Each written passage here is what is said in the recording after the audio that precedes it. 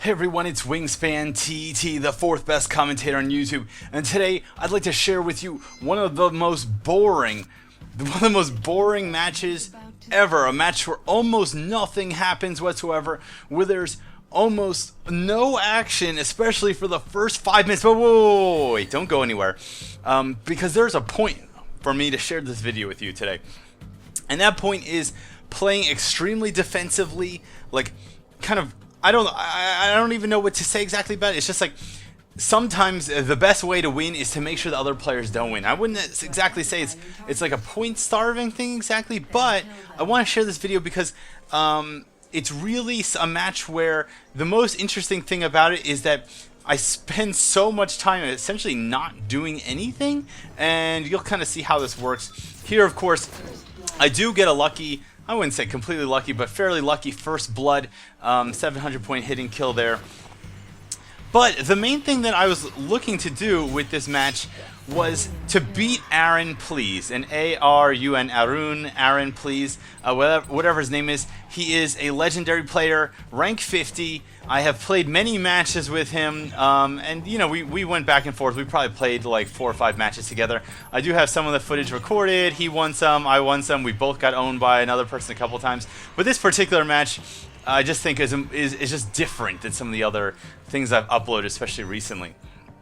And my main focus in this match was to beat Aaron, please, because all the other players in the match, the other 3 or 4 players, are all like Prestige 1 players, maybe Prestige 2, or even possibly not Prestige.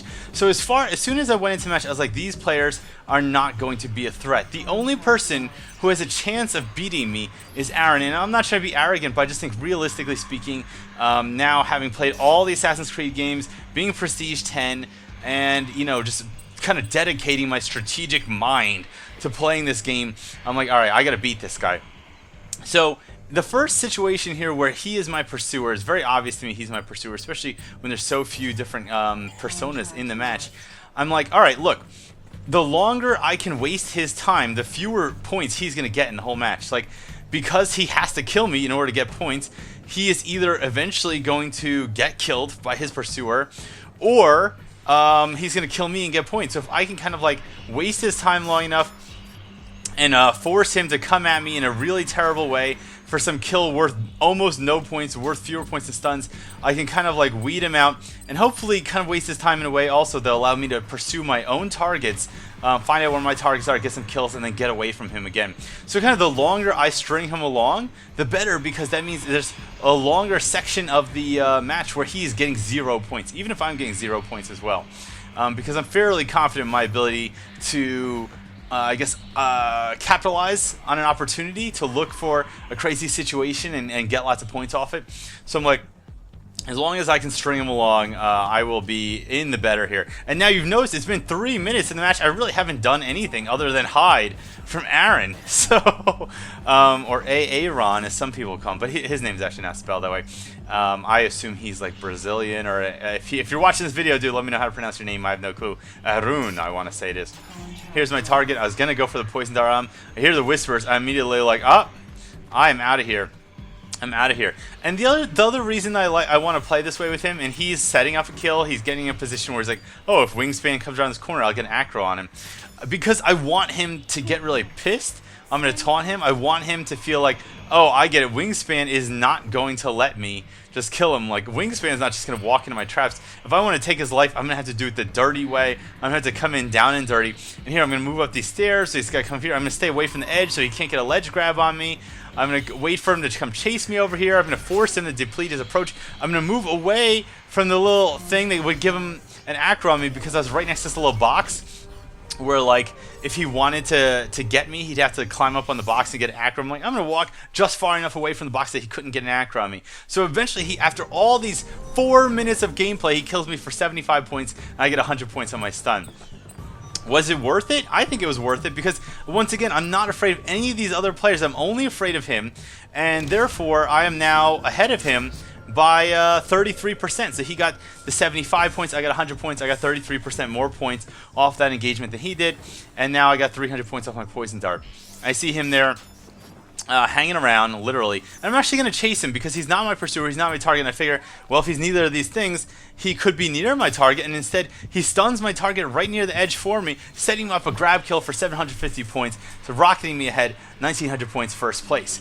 And this is another important thing. When you see neutral players, especially good players, you want to hang around them for two reasons. One is if they become your target or pursuer, you want to immediately be able to interact with them. And the other reason is because they might be interacting with your targets or pursuers. Now here, check this out. I outsmart my target immediately coming in here for a 900 point kill. Then what? Then someone else, I'm sorry, I outsmart my pursuer.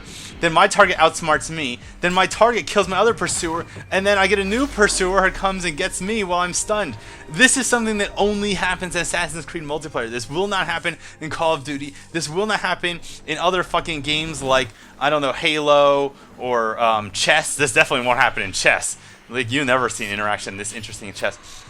So that interaction where, you know, I beat someone, then someone beat me, then someone beat the person who hoped they were going to beat me while I was getting beat, and then someone beat me again, that's just fucking awesome. I remember the old Penny Arcade comic that was talking about, like, the Assassin's Creed dog pile, where you just see this, like, huge pile of death. And that's something that kind of happens in Assassin's Creed. It's the whole cat and mouse aspect of it. And you see here, Aaron Please is now at the bottom of the scoreboard. It's not because he's bad. It's because for 4 minutes of this match, I denied him the possibility of getting points. And in Assassin's Creed Brotherhood, he could have gotten out of this. In Assassin's Creed Brotherhood, you could purposely kill an NPC to lose your contract and be issued a new contract on someone else. Here, I don't know what Aaron was doing, and I kind of failed. I was trying to delatch, but I was pressing the wrong buttons, getting a wrong lock. He comes to knife me, but he comes in an awkward angle that allows me to get a stun on him because his character doesn't have complete footing on the woodpile. And once again, those wood piles are a fairly good area to be anyway because people can't stun you from below them. I should have gotten the half focus there. I got a little greedy. I don't think I got it. Nope, didn't get it. It's good, and no one could get a grab kill on you. They can't get an acro kill or a grab kill on you, so being on those wood piles is relatively safe. I have no clue who my pursuer is. I'm like, I know it's someone in a disguise near me. Is it this guy? Is it this guy? I don't know. And I'm just looking around. I have no clue. I have lots of tools available at my disposal, but Aaron comes in and gets the 900 point kill, bringing him up to 1650, but I'm still 1,300 points ahead of him. So basically at this point, it's like Mike, Aiko, these other guys, they might win, but I really don't think they're going to outscore me in the next 3 minutes. I see Tone Cleric here. Seems to be relatively unaware of my presence. I see a blend group giving me an opportunity to possibly get a hidden kill. I move into it just low enough to get the hidden 350 points, immediately dropping my time phase so I can get the stun on Mike Ito. I see Aaron Please trying to hobble in and kill me. I see his character readying the kill animation with his hidden blade out, but I immediately run away because I still have the time phase. And once again, I plan here to point starve him a little bit. I somehow don't get the contested kill even though I'm spamming the hell of it. I could have dragged him back down to 75 points, which would have been great. But still a very successful encounter, outdoing essentially 3 players at once, using the time phase and using the timing, that big confluence of fuck all, of everyone coming into a hurricane of hurt into one area at once. Just very fortuitous. Mike Leto there, moving directly towards me, and I could wait for the 350 points, but I'm a little worried that he knows exactly who I am, so I just decided to go for it. I hear the whispers and immediately rocket this way.